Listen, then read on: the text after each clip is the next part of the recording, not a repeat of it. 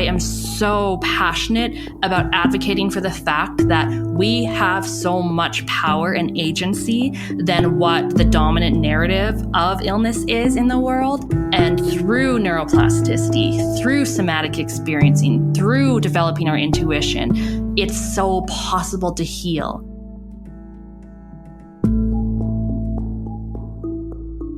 From To Be Magnetic, this is the Expanded Podcast with your host, Lacey Phillips. And your host, Jessica Gill.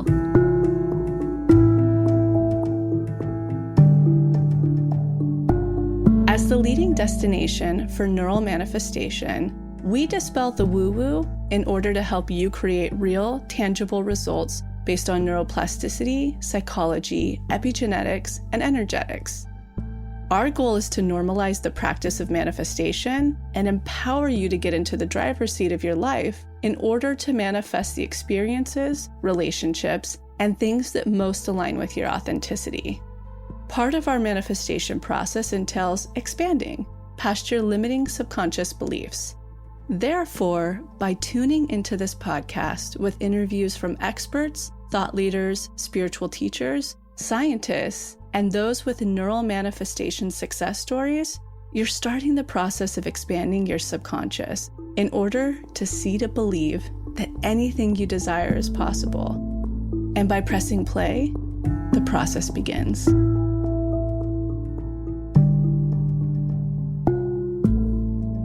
Welcome back, everyone, to another episode of Expanded. I hope you all are having a fantastic week. Our Love Money Connection episode from last week really went wild, and you guys really resonated, and I'm so glad you were doing the exercise I gave at the end and seeing how it impacts everything. And it's so funny because I think so many people are in this time of introspection and looking to up-level and manifest big things, and I'm noticing a large theme. It seems to also be the astrology theme of this transitional period and releasing control, and what does this look like in this in-between sort of liminal space. So if you are in that and you're kind of like, oh boy, what am I doing in this space right now? How do I navigate? You are not alone. I would recommend going into any of the Magic Dark section of how to manifest and doubling down on your authenticity and allowing space for clarity to come through without needing to control. Just wanted to share that tip because it was really coming through for me to share with you. Today, we have an incredible process episode with TBM member Emily.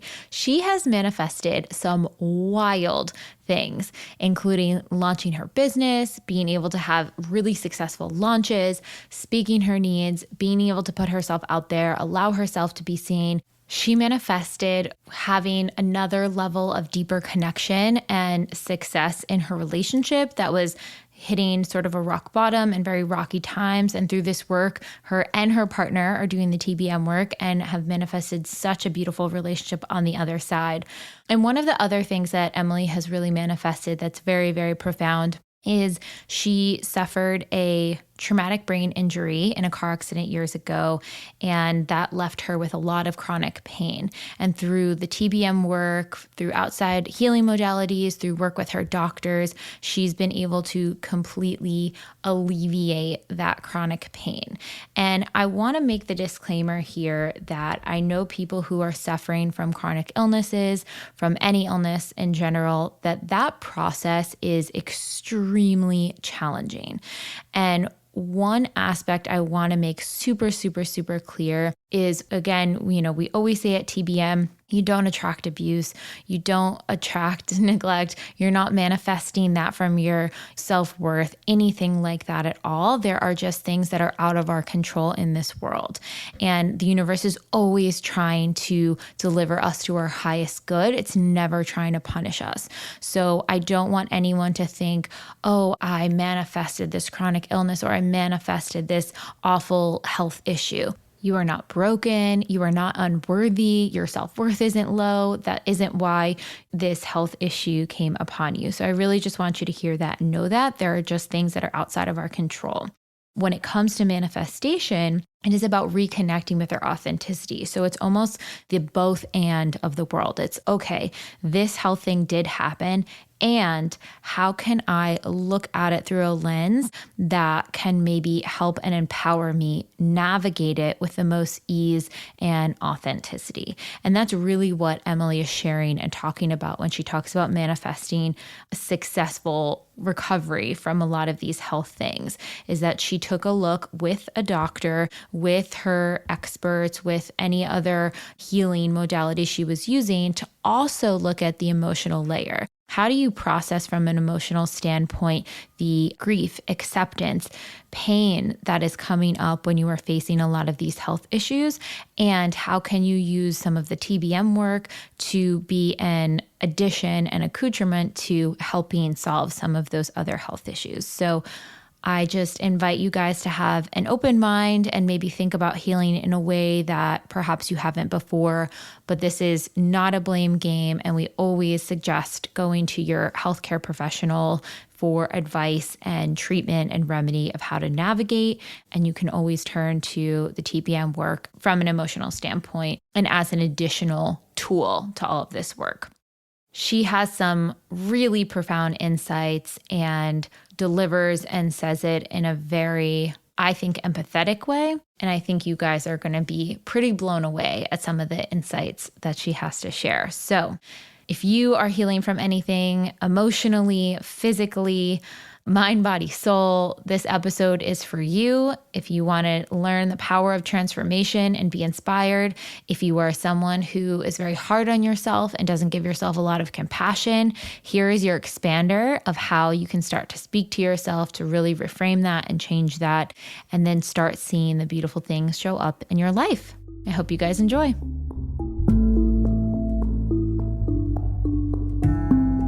And now a word from our partners.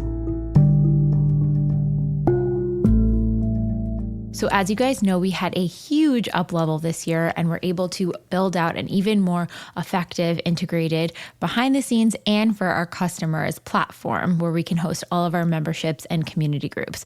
And we're so excited to announce that we have partnered with Kajabi to make this all happen. So Kajabi is an all-in-one business platform for knowledge entrepreneurs. They make it easy to build, market, and sell your online courses, membership sites, coaching programs, and more. And best of all, you don't need to learn to code or have to worry about plugins or broken integrations. And as a small business, one of the issues that we came across so many times is that from our payment methods to our backend websites to our membership emails, none of the tech communicated with each other and caused glitches and issues. But Kajabi solved that problem as an all-in-one spot. So we could build our landing website. We can have all of our membership access in one place, have all of our online courses built out custom to the way that we want them. We can have our secure payment gateway in there, email integration, sales funnel software, our email marketing software, and analytics all in one place. And one of the best parts is they have incredible customer service. They have been around since 2010, and they are so driven of making the most seamless experience for business owners of any size on the back end and for the users and customers on the front end. I highly recommend it. It has been such an incredible experience working with them and just having everything in one place. If you're a business owner out there, if you're thinking of launching an online course, perhaps have a membership site, even a coaching program, maybe you even want to host your public or private podcast, you can do it now all in one place, including send emails to those people and get real-time analytics. Kajabi is partnering with TBM and offering you guys a 1-month free trial. So they do custom plans depending upon what you need for your business. You can go in, sign up for the free trial, see a plan that works perfectly for your business and your business's needs, and see how effective Kajabi truly is. And I promise once you join, you will not look back. It has been such an incredible experience and just so grateful that companies like this exist who are really thinking of every single step for the business owner. So if you want to try out the free month trial, you can go to the link in our show notes where we'll have a custom URL where you can claim your free 30-day trial and check out more of what Kajabi has to offer. So you've heard Lacey share about her experience with the Bond Charge sauna blanket, and truly it is a manifestation come through for me as well. It is one of the number one things I get asked on from friends about how is it. So I'm going to share all my insights and tips around it here. So what's beautiful about the sauna blanket is that you can lay down. In a lot of the other forms, you're sitting up the whole time and it can get uncomfortable because you're in there for 30 to 40 minutes, maybe even an hour.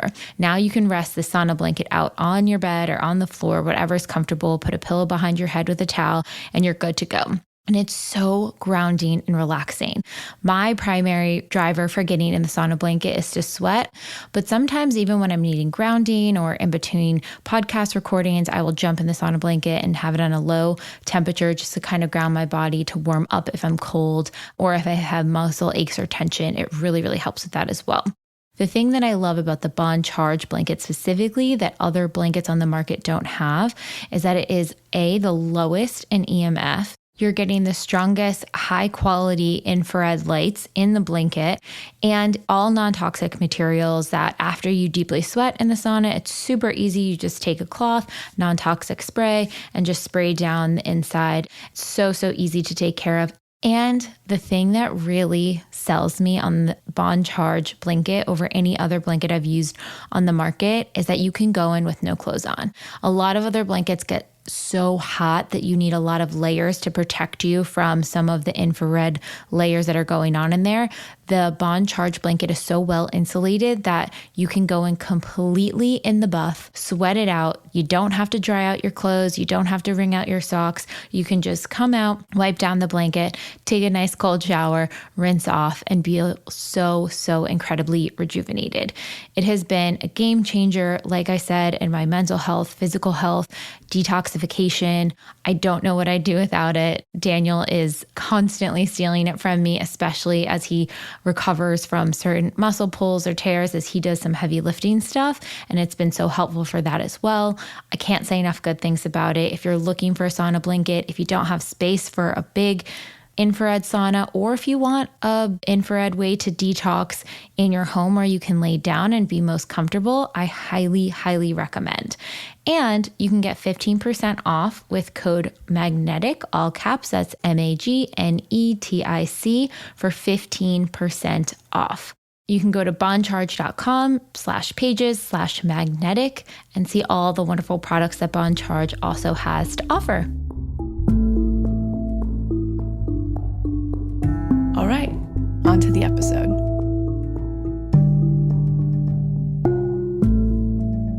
So Emily, welcome to the process. Thank you for having me. This is such a major manifestation. I'm still pinching myself that I'm here right now.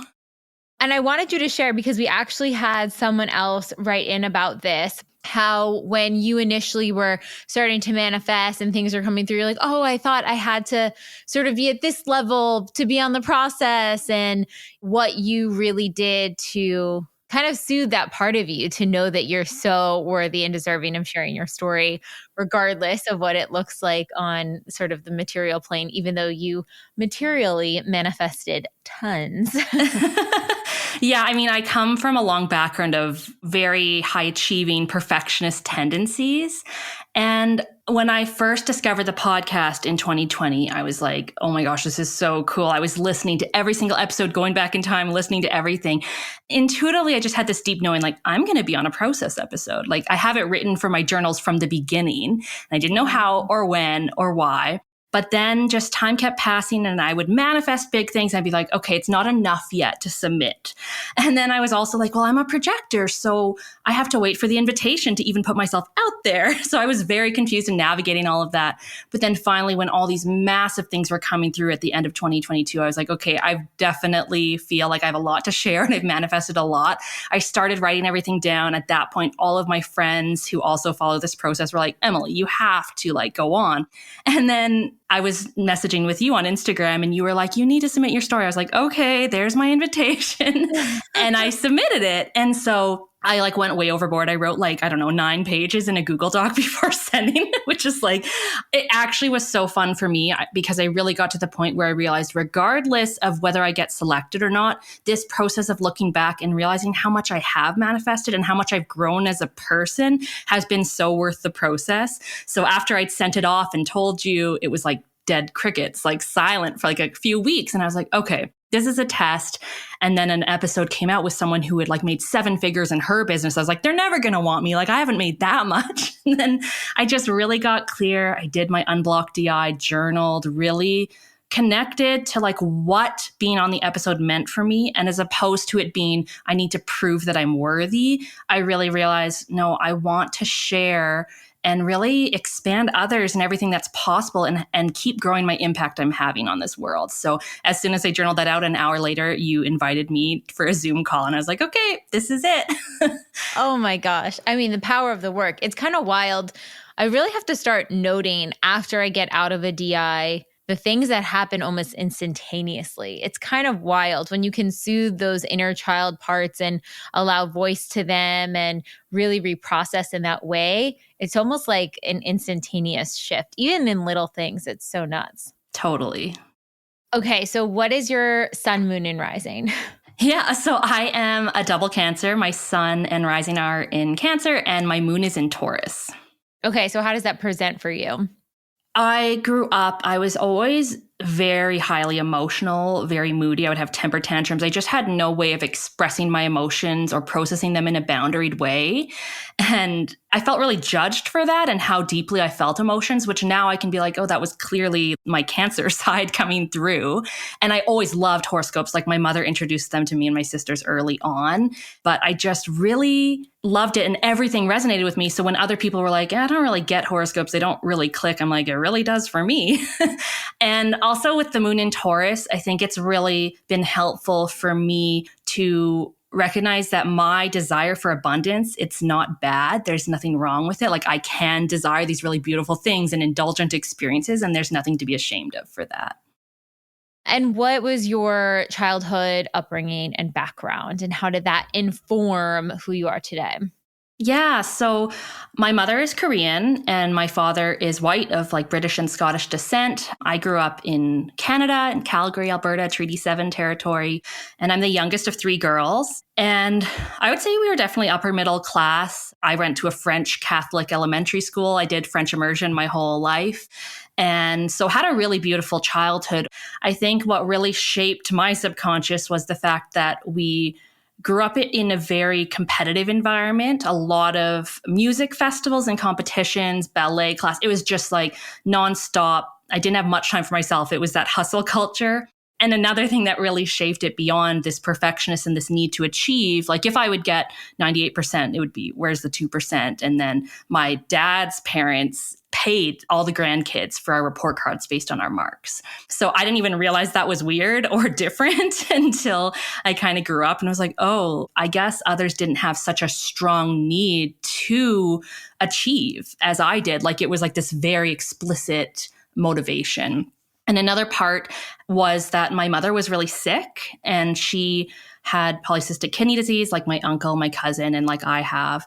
And so from grade 4, she started dialysis every day, going to the hospital. And that really impacted my childhood and just seeing a parent who was sick and feeling in my body. Now I realize I'm a highly sensitive person. I'm an empath, that I was experiencing all of these things going on around the household, but our parents were trying to protect us kids.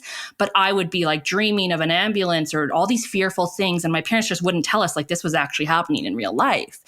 I think that I, also being a double Cancer, took on a nurturing role as the youngest, which not necessarily was assigned to me. It's just a role I kind of felt I needed to take on. I felt responsible for everyone's feelings, and it was a lot for me to carry.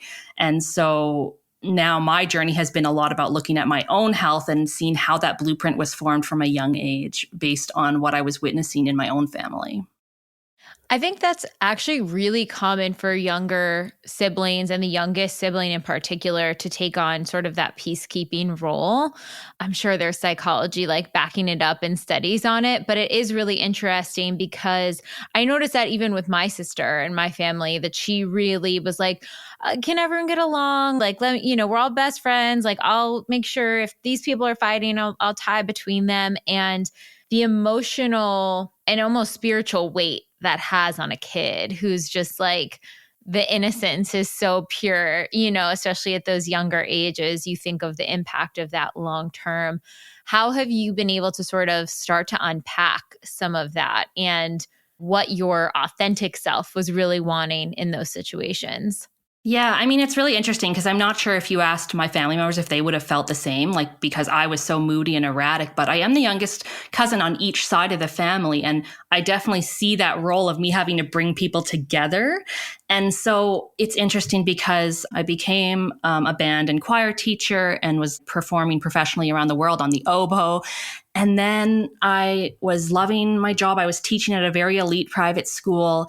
And suddenly I was rear-ended and I sustained a brain injury, which I thought was just a concussion that was going to go away. But it evolved and turned into months and then years on disability leave on and off. And something that really affected my journey and was really profound was my EMDR therapist that I found. I was kind of explaining how I felt like no one was reaching out. I've done so much for our families. I've organized all of these get-togethers for the extended families. I've been the one holding us all together. And since I've been sick, I haven't felt that. I haven't received that. It was a lot of bitterness. And same thing with friendships as well. And so, I learned I needed to communicate my needs. I needed to express what I needed. And it was also about unpacking layers of codependency and realizing that it wasn't my responsibility to fix others or to carry their emotions, and that I could set my own personal boundaries. And the more I started to do the inner work through therapy, through TBM, and through other health practitioners I saw, I realized that as I stepped into myself and realized I could nurture myself, all of the other things started to fall into place. All of my friends suddenly started reaching out in the ways that I wanted, and I could communicate and express myself and what I needed. It was just a really beautiful experience. And even where to the point where my oldest sister said, like, Emily, the healing work you've done over these last few years has healed our whole family.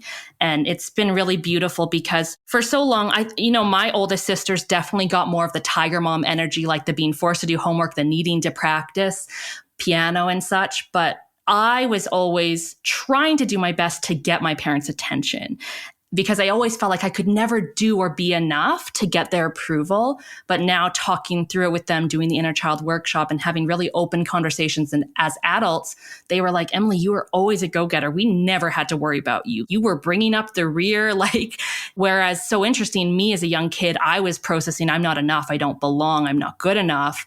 Everyone else was like, holy crap, this girl's a tornado. She's doing all of these things. But it was coming from such a place of needing external validation that I've now learned that I can give myself.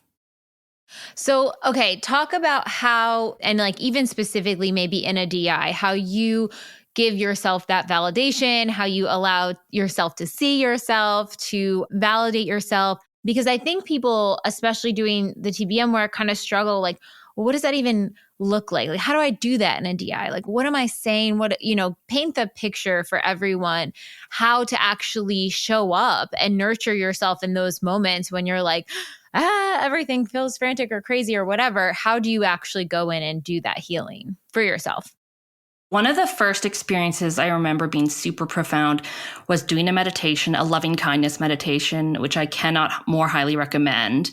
And the concept of that metta meditation, a traditional Buddhist practice, is you give loving kindness to everyone around you, people you're struggling with, people that you're kind of neutral towards, and then you give yourself loving kindness. And as I was doing this meditation, I realized this was a few months into my concussion. I was so depressed. I was off work. I felt I had no purpose. So meditation was the only moments of the day I was symptom free.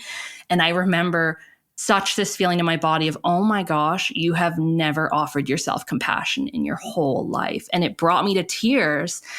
And so it was a long journey of being comfortable, even receiving that kind of love from myself, putting my hand on my heart and just saying, I'm here. A lot of talking to my inner child and explaining things that had happened to her, but from a lens of now as an adult, knowing how I could help her. So a lot of memories that came up in my DIs, for example, was when I was a baby, I was in the crib and I would cry a lot. And so this vivid memory of just feeling like my needs didn't matter. No one was coming to me. Eventually, they realized that I had hernia. And so that's why I was crying. The next day after surgery, I started crawling a few months, 6 or 8 months old, I forget. But a lot of my reprogramming was going into DIs. And once I was in that deep, relaxed state, I would go and I would pick up my little self as a baby and I'd just say, hey, Emily, I know that you feel so alone right now and you're in pain. And I just need you to know that your parents don't realize that you have a hernia right now or that you're in pain. They think they're doing what's best for you. It doesn't mean that they don't love you, and help is coming. So do not worry. And so I would just really nurture myself. But other times I would reprogram and it would just be that right away when I whined, I was taken to the doctor and the doctor didn't miss it. And all of a sudden I was fixed. And so I never even had to live that kind of traumatic experience in the crib. Another example was like in grade 4, I was always a teacher's pet. Like I really looked up to teachers. And in grade 4, I had a teacher that just did not like me. It was the only teacher I ever had that experience with where like we really butt heads. And then as an adult, being able to look back, be like, well, that's the exact year that your mom started dialysis and was away from the home. You were going through so much with your friendships and trying to navigate. All these hormonal changes were happening. And so I would really reprogram me offering that self-compassion to myself and saying, Emily, I know things are tough. You're struggling with your friends. Everything at home is very complex right now. A lot of emotions that are hard to process that no one's talking about. And I know that this teacher isn't recognizing the kind of compassion that you need, but I'm here and we're going to get through this. And through this experience, we're getting stronger, we're becoming more resilient, and everything's going to be okay. Oh, I love that. And I really appreciate you sharing that because I think that paints a picture for what some of that dialogue can look like when you're having those moments. And yes, you can definitely do it in the conscious state, but when you do it in the subconscious state, when you're really relaxed in that meditative state and that deep imagining, that's where that magic and power can really happen. And oftentimes, I don't know about you, but when that reassurance is happening, I guess you probably even touched on in the beginning where you're saying, oh, I never offered myself compassion. When you first do this, you almost are like, oh God, this little inner child was so starved of this sort of reassurance that it's just waterworks. Yeah. And I think that it doesn't have to be as difficult as we think. A lot of times, what I'm learning so much and what I do with my work now is that we are not taught how to regulate our emotions or what a dysregulated nervous system feels like. So a lot of times I'm actually going in as a teacher, or I love to reprogram being in this magnetic school with all of my expander thought leaders, just like Louise Hay and Gabor Mate and Lacey Phillips and Oprah and Sonia Choquette and all of these people who are just teaching me like, hey, Emily, you're dysregulated. Like you're in your hyper-aroused state of your window of tolerance, outside of your window of tolerance. So here, let's extend your exhale. Or here, why don't you punch this pillow in a safe way to express your anger? Or like, let's let out some gurrs. Or you seem really sad. It's okay to cry. And like teaching my youngest self how to process my emotions in a boundaried way, which I didn't even learn until I was an adult, quite honestly. I feel like most people don't. Most people go their whole lives not knowing really how to do that in a boundary way. It's either overexerting. Even think of anger, right? As the example, you either see extreme cases of anger where people lash out their anger towards others. And so one version of person is, oh, I can't control my anger. And then you have the other extreme, which is ooh, I saw someone not being able to control it. That was scary. I'm going to shut mine down. And then that anger turns into, self-anger, depression, all of the other things that will happen from that. And so I think even an emotion as simple but complex as anger, no one knows what am I doing with this? Like, how do I discharge from this emotional state? It's really tough because I was a teacher and my parents, like no one has been until recently teaching this stuff in school, right? So it's not even like I can blame my parents because no one ever taught them. I remember when I started having these aha moments and as I was trying to make my gradual return back to teaching, I was very conscious about teaching my students these kind of things. I was like, you know what? Like, I just need to teach these kids how to love themselves because that is the most important thing. They're not going to remember much else of what I teach them because the only thing I remember about my teachers is when I felt like I belonged and when I was safe in their classroom and when they believed in me. So I remember teaching them about all these things and like how to process their emotions in a healthy way, about effective communication. And one of my students said, it's amazing because we can't even get mad at our parents because they never learned how to do these things. But it's really great that I now have these tools. And it was just such a beautiful moment of like, yeah, like we need to be teaching children this information young. And I'm so grateful for the expansion of social emotional learning that's really expanding in the education field. And I just feel like it can't move fast enough. Completely agree. Okay, so pivoting to some fun manifestation stuff. I'm even looking at your list here of your manifestations. So, reclaiming your health and well being, completely eliminating symptoms from your chronic health condition, learning how to truly rest, slow down, honor your physical needs, deep rewiring of limiting beliefs that your worth was rooted in your productivity. I know I can definitely relate to that one. You manifested a bridge job. You manifested a business that was fully aligned with your authentic code, which you are now living in now, where it is making more money than previous jobs, and you are working 2 to 3 hours a day from home and can take vacation whenever with a community that surrounds you and fills you up. $1 million in your lawsuit settlement from your car accident without needing to go to trial. 42K launch received for World Changing Visionary Award.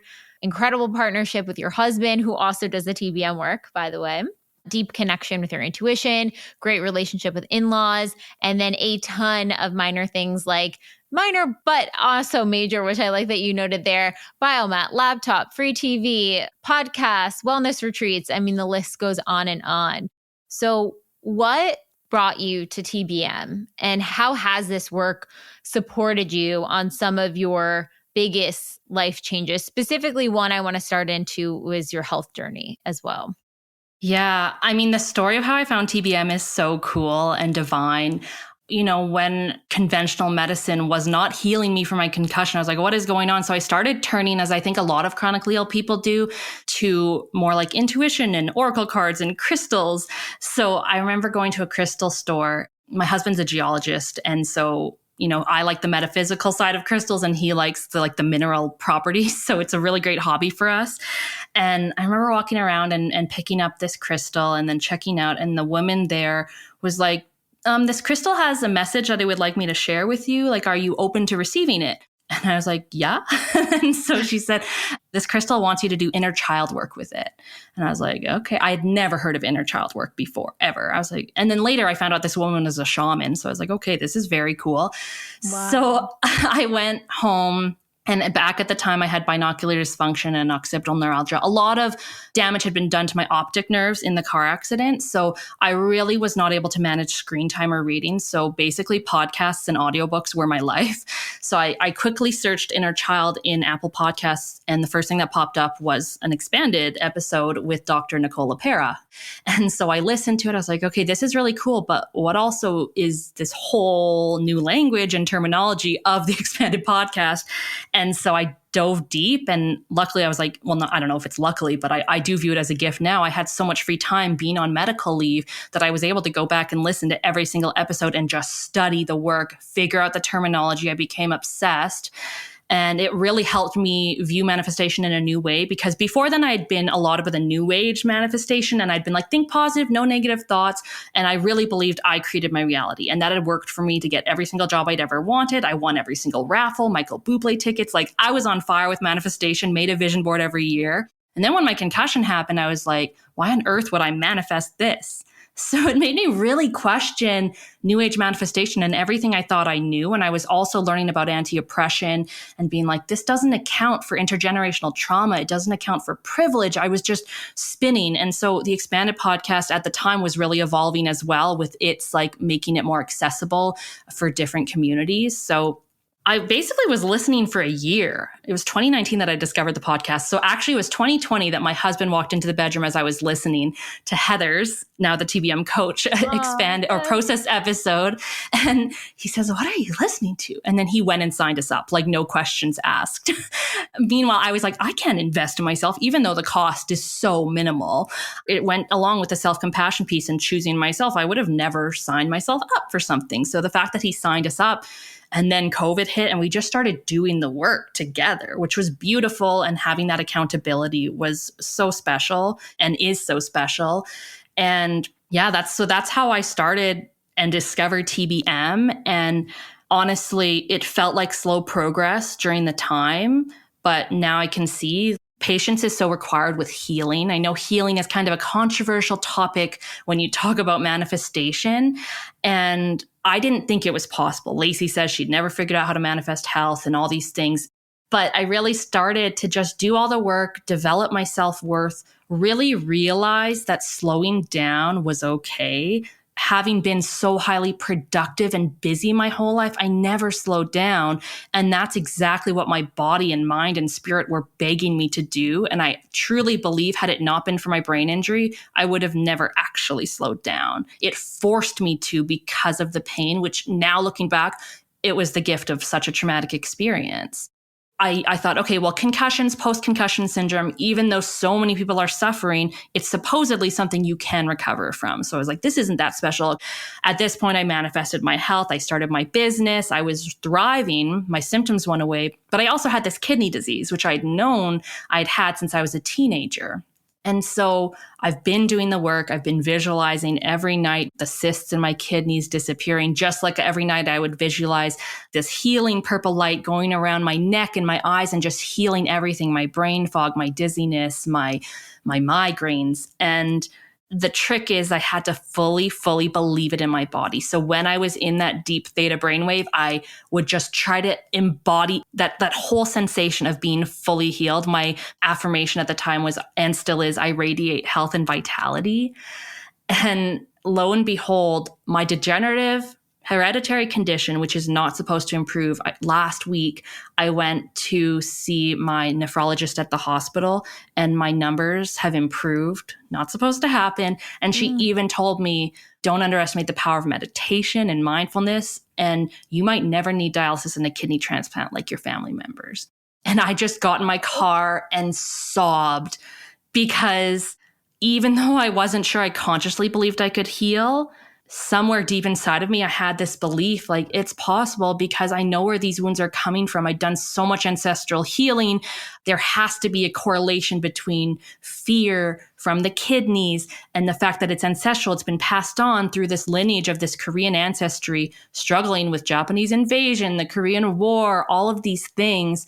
And so by doing the ancestral healing work, I truly believe that I'm also healing my mind and body. Oh my gosh. I mean, that is so powerful. I think you had just gotten out of one of your doctor visits when we talked last. And you were like, I cannot believe these numbers. Like, this is unheard of. I don't know how this is possible. And even just thinking about the healing from the chronic pain of your traumatic brain injury and everything from the car accident, and knowing like, oh, this could be something that could be long-term, my whole life, I'm always going to have to deal with this. What do you think? Yes, the meditation, believing in your body that it could heal, honoring the rest. What were some other elements or pieces that you recognized played a factor, I guess, into the healing? And I think the rest one obviously is huge. If you don't feel comfortable resting, you never actually rest, and then your body can't regenerate and heal itself. So what were some of those elements too? Yeah, I mean, now I'm a chronic illness advocate and I run group mentorship programs for people with chronic illness. And you'd be surprised. Consciously, we might think that actually learning how to rest is easy. It is such a deep wound, specifically for women, and it takes a long time to reprogram. It's this deep sensation of guilt and unworthiness when we feel like we can't actually take a break. And it's this deep desire to be seen and belong and receive that external validation and praise. And it honestly is making us sick. I forget the exact stat, but I believe it's 80% of people who have chronic illness are women. And so I just look at how women have been socialized and this need to do everything. And as our salaries are increasing, as we're entering the workforce and all these things, the amount of expectations on us at home in our families has not been taken away. So we are just being expected to do so much more than any other generation, and it truly is killing us. So as much as it can say, yes, rest is important, the amount of deep reprogramming I had to do, digging in there to realize, where did I learn that rest is lazy? Where did I learn that I'm unworthy unless I'm doing? And it took a long time, and it still takes conscious effort for me to remind myself to take breaks, because I constantly find myself going to old patterning of go, go, go. And yes, it can be that I'm excited and I want to get something done, but we are so disconnected from our bodies. One of the biggest things I also reprogrammed, in addition to realizing I was worthy of rest, was reframing my relationship with pain. It hasn't been talked about this on this podcast yet, but the largest study ever conducted is ACEs, Adverse Childhood Experiences. I was learning this in my graduate studies. And what it shows is that when you experience adverse childhood experiences and trauma, it absolutely correlates with your future health outcomes. So, for example, if you experienced abuse, if you had a family member who's incarcerated, if you experienced like a traumatic natural disaster, all of these factors, you can Google ACEs and see it will impact your health. So for me, understanding that pain is actually trauma and memories and emotions stored in my body. So I think a lot of us can kind of gaslight ourselves, even though I know that term is overused, or just deny the fact that what we experienced, even if it was just a teacher telling us we weren't good enough, that has tremendous impacts in us and what our body is carrying and holding on to. So a lot of my process, and it happened during DIs as well, and I kind of recorded my own DIs as well for specifically what parts of my body I needed help with. I would go in and I would actually lean into the pain. I stopped viewing pain as bad. I started really nurturing my relationship with my body, tuning into the wisdom of my body, and realizing that, oh, if I have a headache in this specific area, it actually is tied to this memory. Let me not avoid this. Let me fully feel in. And it's just, David Hawkins' book, Letting Go, just like go deeper and deeper and deeper into the feeling. Don't shy away from it. As I was doing that, my pain started to dissipate and then disappear. And the research really does show that people who experience chronic pain, at that point, most of it is being created in your mind. And it's because of how we actually associate with pain. We think of it as bad. And if your mind thinks that, then you're going to be stuck in fight or flight or freeze, and your body's going to shut down, and you're going to keep separating from yourself. And I think the beauty of TBM is that it helped me really come back home to myself. It helped me learn how to trust my intuition. It helped me learn how to slow down and meditate and be mindful. And it helped me realize that a lot of people who get sick and then they Google it, they realize, okay, my health condition, it's chronic, there's no cure. And it's kind of this horrible cycle that a lot of us get into, of feeling I'm hopeless, it's never going to get better. And so I am so passionate about advocating for the fact that we have so much power and agency than what the dominant narrative of illness is in the world. And through neuroplasticity, through somatic experiencing, through developing our intuition, it's so possible to heal. Maybe you don't believe that you could completely eliminate your symptoms, but I have worked with many people now who are experiencing dramatic transformations, and it's because they believe they can thrive with their condition. And when you believe in it and follow it up with the actual work and dig into the trauma and all of the systemic barriers that have been impacting you, it's not about avoiding, it's not about spiritual bypass, it's not about toxic positivity. It's about reconnecting with yourself and realizing how you have the power to change. Getting to the stage I'm in has taken many years, and it has not been easy. I am someone who has filled tons of journals doing all of the TBM work. I've listened to every episode, every supported episode, done every workshop many times, done DIs minimum 3 times a week. I have committed because my why was so strong. Like, I desperately wanted to heal. I desperately did not want to keep experiencing my pain. I will admit that in the early days, I very much was stuck in victim mentality. I kept thinking, why me? What is happening? Why doesn't anyone understand?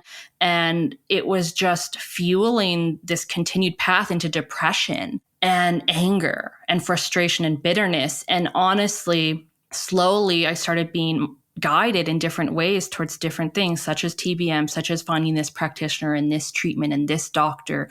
And I truly, truly had to go through a shift of realizing that I had, in some capacity, to accept radical accountability for the things that I was doing in my life that was manifesting as illness, as dis-ease in my body.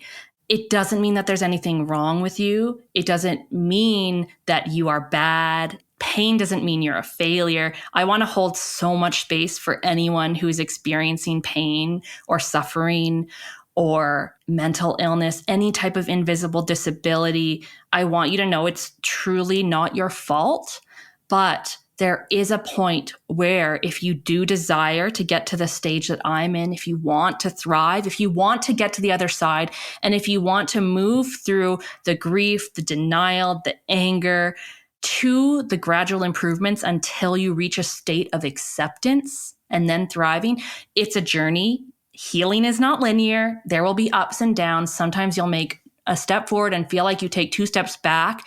Just remember, and this is something I always reminded myself, when I felt like I'd been buried, I realized I was actually planted and I was just growing. And you can't compare yourself to others. You cannot say that other person has more petals than me. You're different flowers. You're growing at different rates. Patience is a skill set. Patience is so integral to healing, whether you're healing from something physical or emotional. I don't personally think there is a difference, but it really is about looking inward and realizing what you can do to change. Because I had to do a lot of acceptance for where I was at, and I had to do a lot of apologizing. I had to realize the times that I had had temper tantrums, that I had been aggressive, that I had been hyper dominant and focused too much on an outcome. And it wasn't easy, but doing that inner work is about being honest with yourself. And for me, passing tests in a lot of ways was accepting responsibility for my actions and behaviors and knowing that it was possible to change them. Hearing you say that, it feels like it like calmed my nervous system. I'm like, oh yeah, I can let that go. I don't have to strong arm that. So hard. And I think when we identify with whether it's a limiting belief or a fear structure or having the victim mindset or any of those things, we're like, no, but I need this because it's keeping me safe. I understand this pain. Like I can't let go of this pain because I don't know what it's like without it, or, whether that pain is physical, emotional, etc. And I think it is the bravest thing in the world to say, I'm going to try to explore life, trusting, surrendering, letting go of this thing that I've attached to because I thought it was going to bring me safety. But when I actually look at my surroundings, shit's a mess, Letting go of control is probably one of the biggest parts of my journey. I used to be so hypercritical of my husband. I used to be so controlling of needing an outcome to go a certain way. And for me, it was the only way for me to totally, fully lean in to the fact that I had no control over the timeline. I can honestly say that I'm beyond grateful for my car accident. I'm beyond grateful for every experience that's ever happened to me, because without it, I wouldn't have learned and I wouldn't have gotten to the point that I'm in now. But when you're deep in the thick of it, the last thing you want to hear is everything happens for a reason. Like, trust the process. Like, I get that. There has to be time and space for actually feeling the feelings and not skipping over the part, because it will continue to manifest as pain in your body. And the other thing that you brought up is such a good point, that when we're ill, even though consciously we can be like, this isn't a good thing, I wouldn't be choosing this, but on some level, being stuck in that way is protecting you, or at least your body believes it's protecting you. Your nervous system thinks that this is the best solution. Even when people have suicidal ideation, it honestly is your body and mind trying to protect you, because it believes that completely shutting down is the only solution. In that way, you can even reframe that as like, it's a beautiful thing because my body and mind are trying to protect me. And it's just so important to start to have compassion for your body, turn and work with it, because it will show you the way how. And so will your pangs, and so will this TBM process. Like, if you're even listening to this episode, I hope you're resonating, and I hope you're realizing that you're being guided, and all of these little things, all these insights, all these resources that come your way, it's not by chance, it's for a reason. And I just think if I hadn't gone through what I went through, I would never be able to guide people through the same path. I never expected to start a business. It freaking terrified me. and also my clients, like, around 3 to 4 weeks in, people start to really notice a shift in their symptoms. And honestly, it scares them, because they've become so accustomed to the pain that the fear of the unknown is what then holds them back from making the changes to their habits and behaviors that are required. It's also really interesting and eye-opening for me, like that even improving can trigger a fear response in our nervous systems. But it just goes to show we need to have grace and patience with ourselves at every stage of the journey. I mean, I even think of, when people set boundaries and they're like, okay, I did all my inner child DIs. I'm ready to set this boundary. I got my energetic boundaries ready. I'm going to set my verbal boundaries and follow them up with action. And then they set them and they're like, oh shit, what did I do? What did I do? Okay, you know what? Look, I'll take it back. I'll take my boundary back. It's fine. That wasn't, it didn't land well, whatever. And it's like, okay, once you do the thing that is good for you, can you then sit in the discomfort of this new space, which is, this is what happens when I set my boundaries. And that doesn't mean I need to stop doing it. That doesn't mean it was bad. That doesn't mean it was wrong. It's just new. And it's okay to feel uncomfortable, elevated, stressed. Like your body's going to be like, what? Like almost a panic. And leaning into that and like, this will pass. I can sit with this feeling. I can sit with the discomfort. And that is how it builds that stability for newness and growth. Absolutely. Learning how to say no for people who resonate with like kind of being the overachiever style, like learning how to say no is one of the most important boundaries to start to learn. And it is not easy. You feel like you're being aggressive as opposed to assertive, or you're at the other end of passiveness where you're just completely silent. Like it is so challenging. It's not easy. One of my favorite strategies inside of the DIs is when I'm there and I'm with my inner child is I like to like imagine a bucket of paint, and the paint is like this energetic healing light, and we just draw boundaries around ourselves and we create this bubble.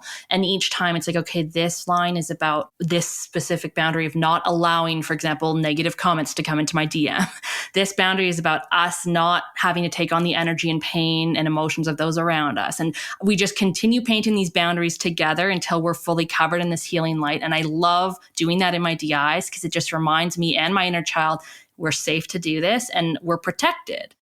Oh, I love that one. I think that's so powerful, especially doing it with your inner child too. Yeah. So it's like, okay, you're both kind of in this together. That's so beautiful.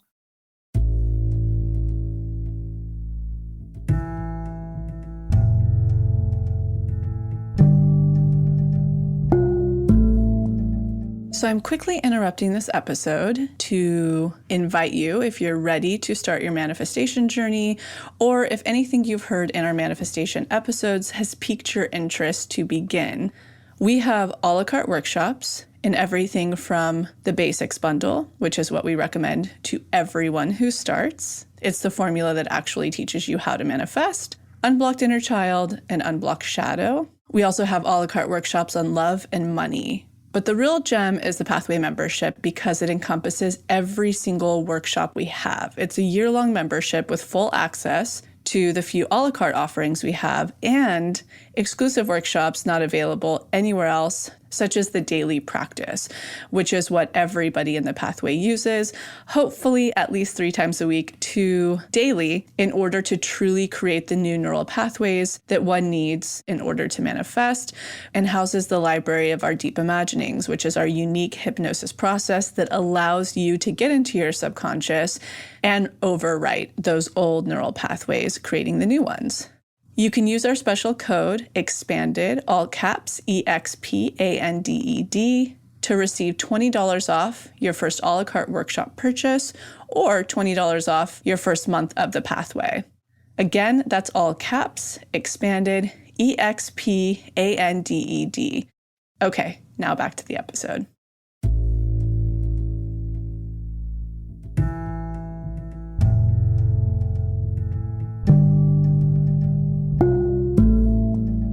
How has the work been with your relationship and navigating and healing and getting to the next level? And as you're both sort of growing and evolving at different rates, how has that been? Yeah, honestly, Adam, my husband, and I are different people than when we first met. And our relationship is so much stronger and authentic than when we first met.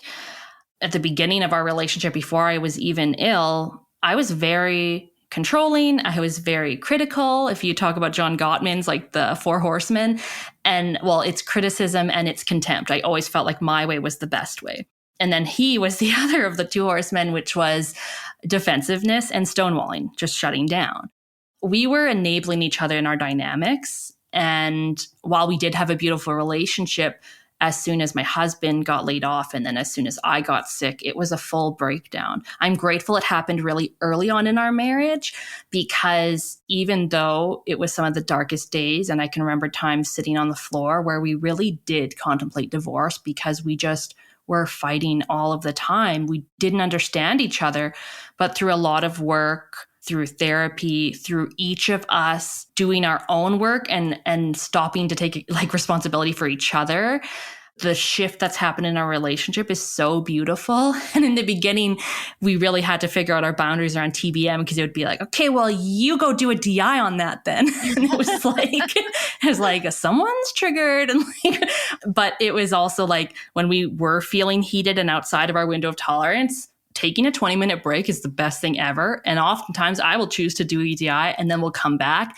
and we will have a conversation, and it will be really beautiful as he's learned that having boundaries for himself and that learning to communicate and step into his manifestor energy in human design, and me learning as a projector, even though I can see the right way to do something, it doesn't mean I can share unless I'm invited. and to now that I know how to regulate my emotions and not go into fight or flight straight away, and we can just communicate. He took an incredible course called Crucial Conversations through work that he went up and told the guy that it saved our marriage. So what's really beautiful is that, my therapist said, like, how wonderful that as you've done the work and you've been growing and healing, he also has started to do it alongside of you, because it didn't have to happen that way, but we've been growing together. And every night we go to bed and we say 3 things we're grateful for to each other. We journal together. Sometimes we'll do the workshops together. It's just so cool to have someone and a framework to do this work with. That is so beautiful.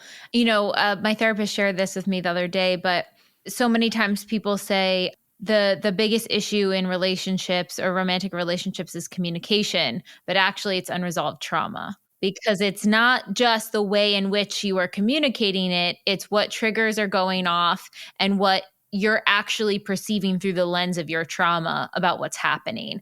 And likely through the lens of your trauma, you're perceiving very different realities than actually what might even be happening.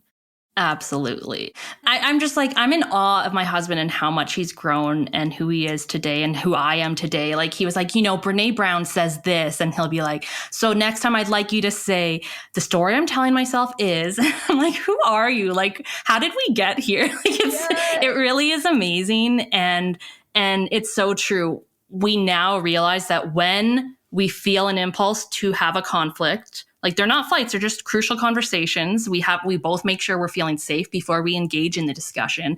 But it's very insightful for us to always be like, oh, this is triggering me because of this. Like, we're mirrors to each other and the work that still needs to be done within TBM in our lives.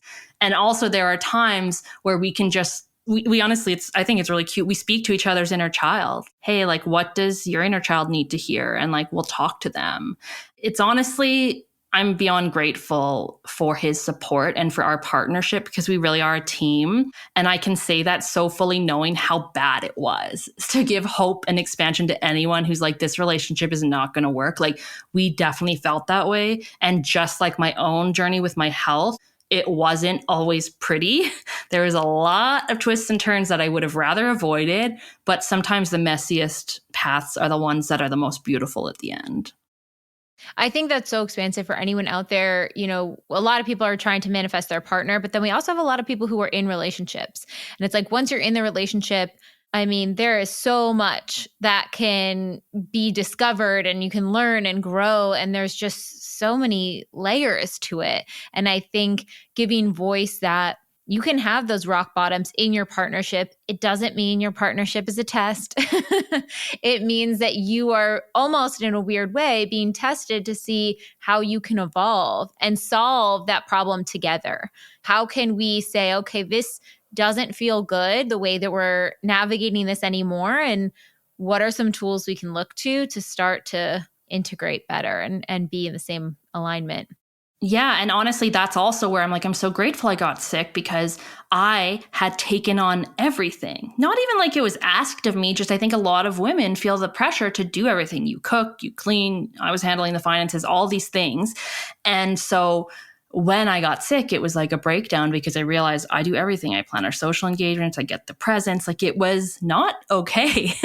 And a lot of women who are sick that I work with, they are constantly overdoing, and even when they're sick they're still feeling the need to take on all the responsibilities, whether they have children or with their partner, and it's really hard to do it all. And so that's where allowing others to help you and allowing yourself to receive is a huge part of the journey as well, because a lot of us feel like we can't. We feel guilty to receive, and some people call it the receiving wound. I've had to work with that a lot. That really was part of my journey with being an entrepreneur and even allowing myself to make money. For the first several months, I kept doing free support groups. I kept giving away all my programs on scholarship because I felt too guilty charging. And I had to go back and do a lot of rewiring and realize this is stemming from me feeling like I have to do everything and be everything for everyone else and put myself last.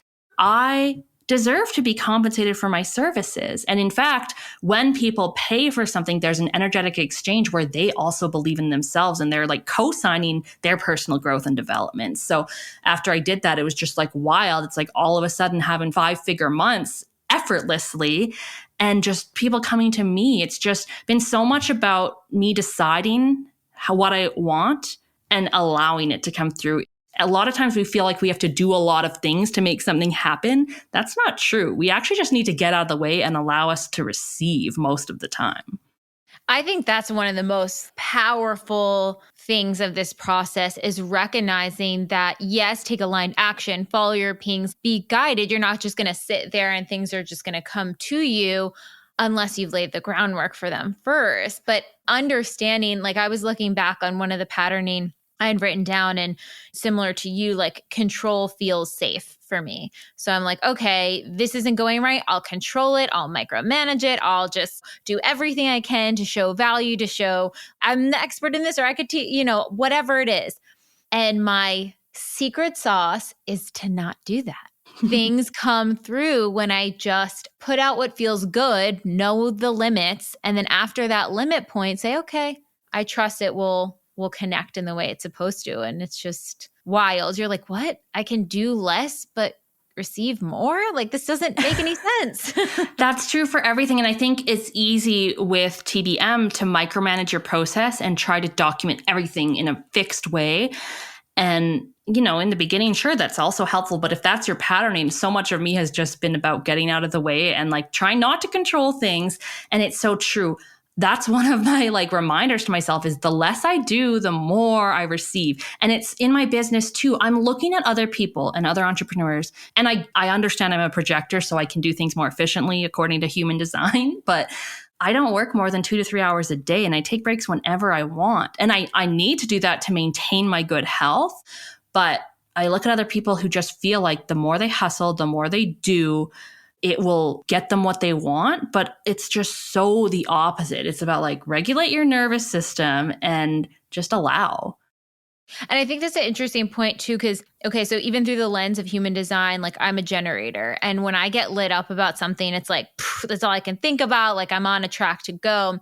But the biggest part of understanding when it's the difference between being lit up about something or over giving is the regulation of the nervous system. Because if the nervous system is regulated, I can tell the second where I'm like, okay, yeah, I'm good on that. I'm not lit up about that anymore. I can move on to something else, or I can give myself a break. But if that's not regulated, I totally speed past it. And I'm like, I was just lit up about it. It's like, that whole time? Were you lit up about it that whole time? And that's where you can kind of see that disconnect too. 100%. Yeah. And a term that might be helpful for people is interoception. That's the skill of being able to actually understand what's happening inside of your body. Can you feel your heartbeat? Can you feel like the digestion happening? And so that process is what a lot of people are disconnected from, especially when they've been experiencing chronic pain and debilitating, unpredictable symptoms. You just learn to tune it out because you need to in order to keep going and achieving and accomplishing.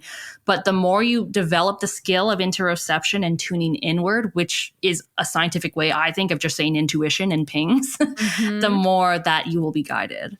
Well said. Okay, so I wanted to do a little rapid fire pinpoint. Maybe let's go to most impactful manifestation because it doesn't always mean biggest. Yeah, it has to be starting my business because it was a ping for so long. And I know you're also a 4/6 profile in human design. And so a lot of what I'm meant to do comes through my community and my network. So people kept telling me like, okay, do this. You should be a life coach. You should do this. And I only had this vision of if you're starting a business, people would come to your house and it'd be really complicated. And I don't have the energy to see people one-on-one. I really had no idea. So one of the biggest steps was taking the leap of faith. My disability payments were coming to an end. I was running out of money. It was like terrifying. And I just launched it and put myself out there. I really had to overcome this fear of being seen. And also just, like I mentioned, the ability to receive. So much of it was feeling like I needed to give and give and give, but actually charging for my services was so difficult. I used to be an amazing fundraiser. Like I could start all these different charities. I was on boards for nonprofits. Like making money wasn't hard, but as soon as it was for me, it was like, oh, I can't do that. Like who am I to do that? And so that was a big thing. I had to pass a lot of tests, like when I was stuck in my mind, not knowing what to do. When I did my first launch and no one signed up. So I quit the launch like after day 2, because I didn't realize when you launch something, like you need to talk about it a lot. And I was like, oh my God, I'm a failure. Actually, the aligned action I took was doing less. I think a lot of us think aligned action needs to be doing something, but rest is productive and it is doing something. If you're lying in bed taking a break, but all you're doing is ruminating on everything you should be doing, you're not resting. What is a way that you actually can restore your energy? Because that's what I had to start doing. I had to start truly taking breaks and truly just allowing my intuition to guide me towards what steps to take, what program should I create, what are people looking for, and put it out there and 100% believe in myself. And that's when everything really changed. What was the limiting belief maybe that you had when you were going after this manifestation that you had to reframe? And what is the empowering belief I guess you have now for it? Yeah, a big one was my needs don't matter. Actually, you know what it was? The biggest one in terms of entrepreneurship was I don't belong. And so I reframed it as I do belong, because in my family, everyone's an engineer, everyone's in science. Like there's no one who's an entrepreneur. And I don't have that many people. Like all my friends are doctors and lawyers. Like I honestly don't have any entrepreneurs. I've now manifested amazing friendships and partnerships of people who are in similar aligned paths as entrepreneurs. But back then I really felt like such massive imposter syndrome. And I'd never experienced imposter syndrome before. I'd always been like very go-getter, just jump right in. But for some reason, starting a business was so terrifying. Yeah, so I just really felt into I belong. It also came up a lot with my relationship with my in-laws, feeling like an outsider. You know, even though I have a good relationship with them, I always was triggered like, oh, I don't belong. I'm not the same. Like I'm not wanted here. And so that was a big test and triggers I had to overcome. A big action step I took was hiring a business coach because it was a significant investment and it scared me. And like all the money was drying up. My husband was laid off. I had gotten an advance from my lawsuit process, but it was ending. I was like, I'm making no money. Like, what am I going to do with my life? I was starting to look at other job postings. And then I was just like, I'm going to invest with a coach because I'm not giving up on myself. I'm putting myself first and I'm going to show up. And it was truly this shift in my energy of like, I'm here, I believe in myself, and how dare I not put myself out there when I know that I can help others? Totally reframing what I thought about selling and it being sleazy and actually being like, I'm inviting people forward to heal. Okay, so I want to dig into when you're at that, like, the funds are drying up, it's getting tense. You're like, oh, maybe I need another job. How did you navigate that into the place where you're like, oh, okay, here's where the money's going to come from. I'm good. Yeah. And not only that, it was like I had so many horrible emails and DMs and comments on my posts. It was just messed up because I started charging and I got attack. It was like, how dare you charge us? And like all these things. And I was like, oh my gosh, like I can't keep doing things for free. Like I'm not a charity. And at the beginning, it was like me trying to respond to them until I realized like, okay, this is not it. So doing a lot of DIs and overcoming those triggers, I now no longer get any of those kind of DMs or hate messages because I just decided I'm not here for it. And I set those energetic boundaries in my DIs with my inner child. Yes. But the other thing that came forward was like, I knew that my lawsuit, the mediation, was coming up. And throughout my whole, at that point, 2 years that I'd been doing TBM, I hadn't had major manifestations come through, but I always knew because I'd heard in a supported episode, like, it's like, no, my energetic bank account is filling up every single time I pass a test. So I just knew that it was going to come through the portal of my lawsuit. The other thing is that we did have savings. But Adam and I both grew up in families where you don't touch your savings. And it's a lot of scarcity mindset, a lot of lack mentality. Like, even though we had the money, we felt like we had no money, if that makes sense. Like, we just had to do some transferring and stuff. But it was like, no, we can't do that. We're poor. What are we going to do? We're going to end up on the street. Like, even to the point where we were tested, where Adam got laid off and we had gotten mortgage insurance for job loss. And then because he didn't tick a box that he had consulted someone about anxiety, they didn't honor it. I was like, oh my gosh, all of this mess. And what really happened was I decided that I wasn't going to hide anymore. I realized that everything I'd been doing online was not fully embracing my intuitive side.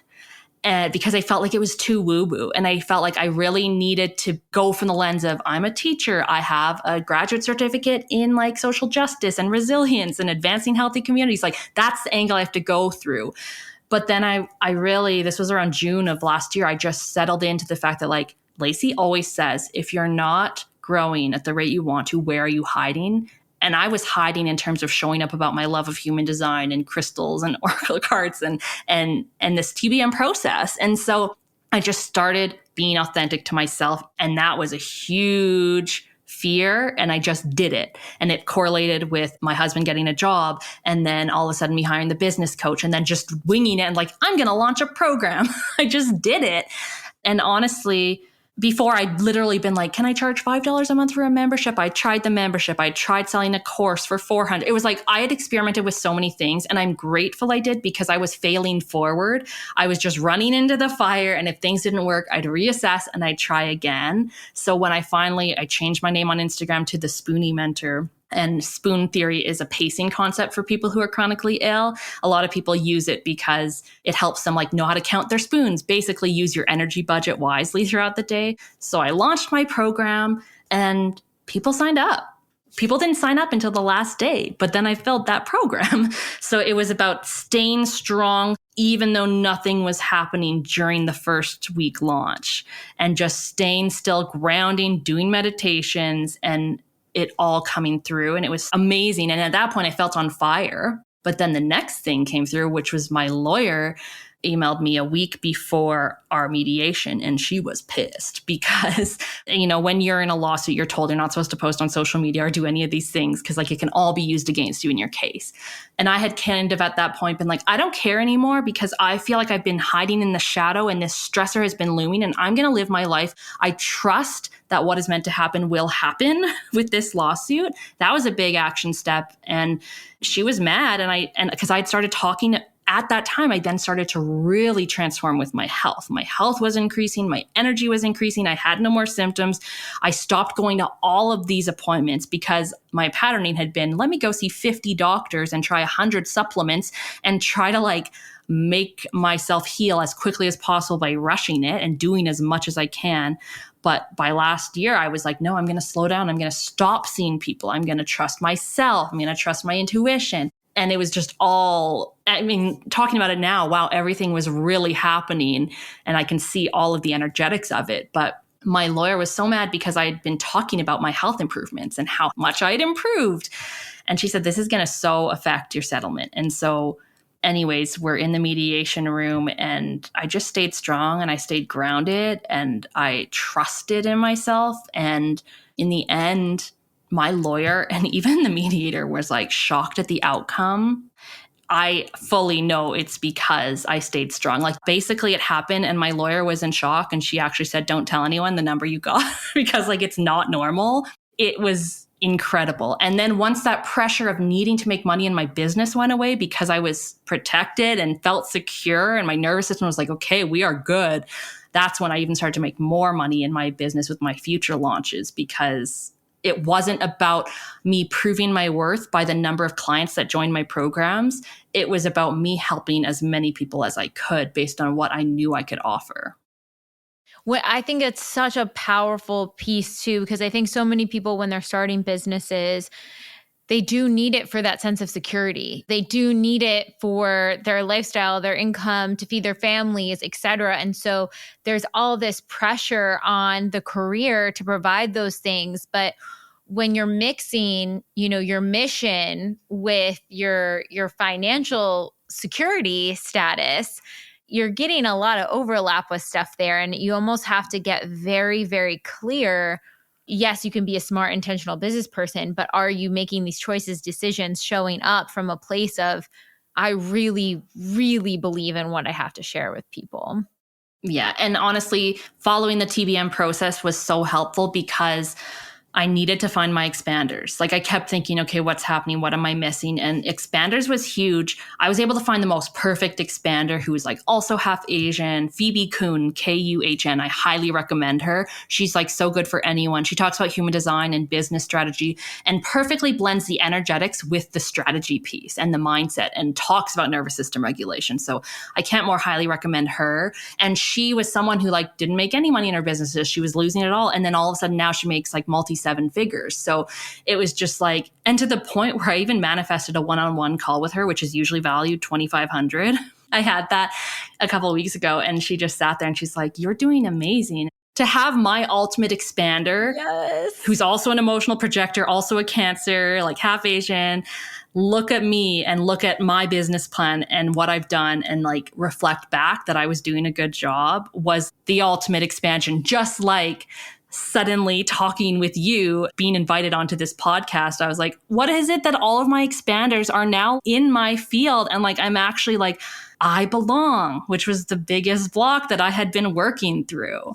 Wow. Oh my gosh. I mean, this is expansive for me to hear too. Like this is just so powerful. And I really want everyone to really take in the power of expansion and how you were self-expanding your nervous system, your network, all of these things, putting yourself out there to be in place with these expanders. Even I would say you DMing me, that's aligned action. You weren't like, hey, Jessica, can you tell me like all the secrets of your life and blah, blah, blah, blah, blah. Like you weren't getting expansion that way, but just having like quick banter in the DMs and whatever, that was showing expansion. That was opening the door. So yeah, I just want everyone out there to really think about the ways in which they're going about that expansion and how it can be just by being in presence of or witnessing of that person, I think can make such a huge difference.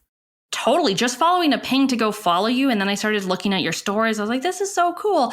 I basically don't look at stories because I find it kind of dizzying to have to swipe it through it all. But I look at yours, I look at Phoebe Kuhn's, and I look at Rebel Nutrition. She's another great expander on Instagram for anyone who's into the whole online course side of things, and Lacey. And then I just get expanded. Go and look past everyone's post. Go and look at their highlight stories. Look at their stories.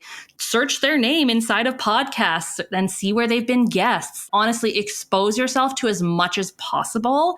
And I found really great expanders. But the other thing is you don't have to go searching and trying to force your way into finding expanders. That's another thing where doing less is more. Sometimes I just write on my manifest list, I call it like the universe's to-do list. I was like, bring me expanders. Yes. Or like I said, bring me like soulpreneurs, people who are on the same journey as me, dealing with their health and chronic illness, but also like growing their businesses. I've seriously manifested the most incredible community of women now who like I can check in with. We send voice memos all the time and it's like, hey, how are things going? What's going on with this? And even before this episode, it's like, they're like, go Emily, you're going to rock it. Like, just be yourself. And I was like, okay, thanks guys. Oh, I love that. So powerful.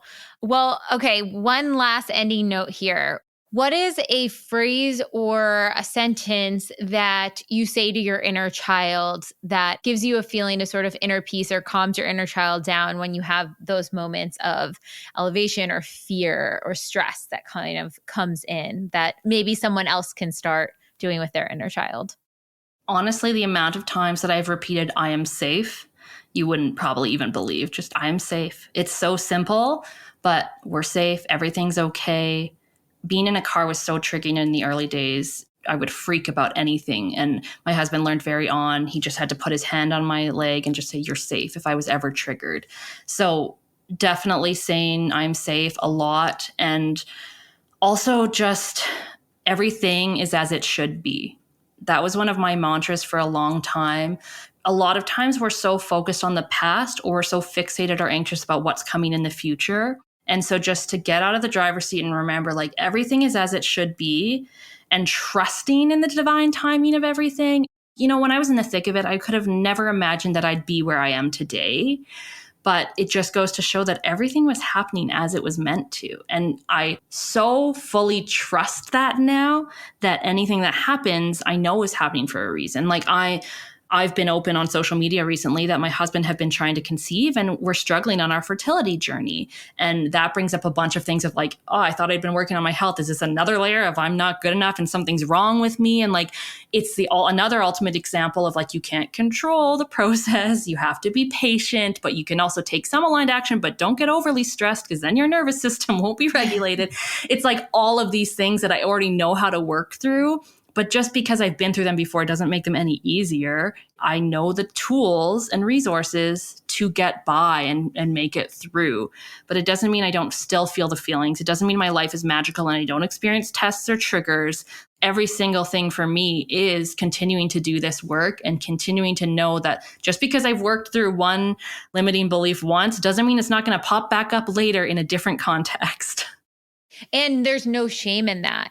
You chipped away at that limiting belief through this one angle and you up leveled. And it doesn't mean that that limiting belief might not pop up and creep up in a new way, that you can chip away at it more. It's never eradicating it so it never surfaces ever again. It's how can I peel back more and more layers and get to deeper and deeper healing. And I think it's so important to share that, like, it's so key that you write down your manifest list based on what aligns with your authenticity, because a lot of times we're actually wanting to manifest status or success, or we're thinking that once we have this, we will feel worthy. And I'm here to tell you, like, you can manifest 7 figures. You can manifest being on this podcast. You can manifest having a 5-figure launch.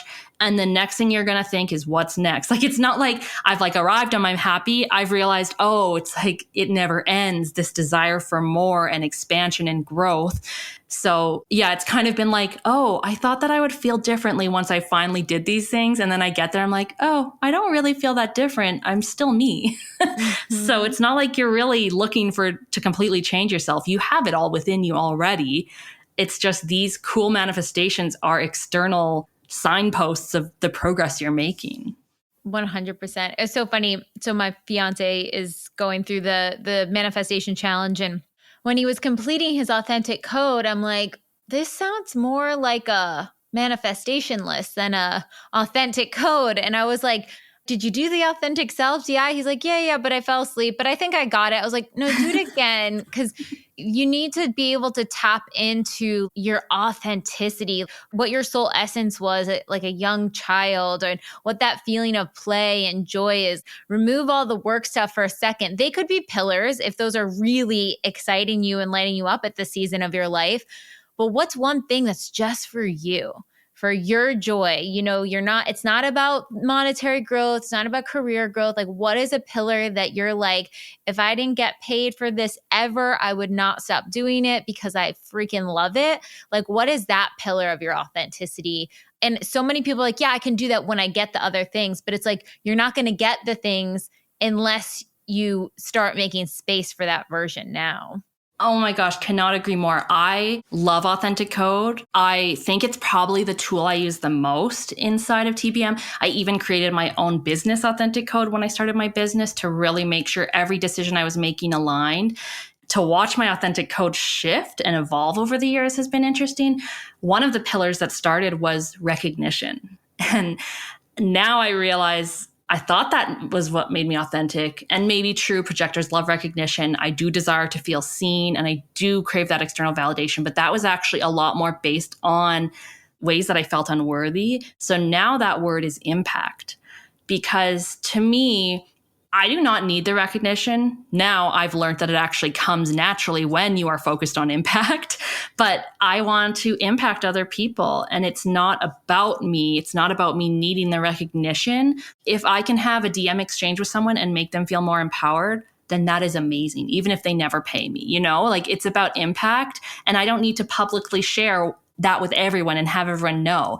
It's really been such a journey in my self-worth increasing to realize I don't need the recognition. It's not bad to want it, but what's really at the heart of it. And so my Authentic Code, I have it as my phone background. Oh no, this is actually, I have a new vision board lately for my business, but it also includes my business Authentic Code up top. Love there. It. But ease is one of them. Ease, just allowing myself to feel at ease with my life and to take it slow, to say no.